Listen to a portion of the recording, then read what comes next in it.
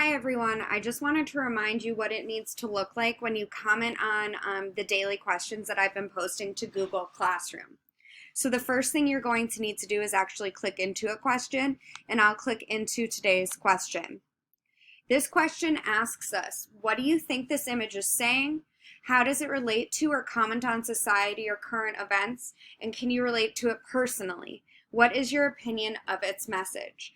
Just a quick side note, if I'm asking you about an image, there's going to be an attachment right here, and you actually have to click that image in order to see it. All right. I know some of us, when we have been adding a class comment here, maybe we've been adding it in the top right hand corner of the question and then pressing turn in. If you do that, then then everybody other than me isn't going to be able to see your comment, and the whole purpose of this is that we're communicating with one another.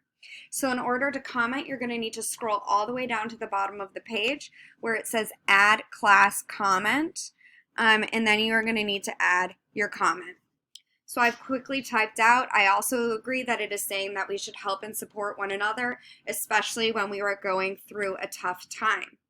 In order to post it, you click this arrow right here to post. And as easy as that, you have commented on the daily question.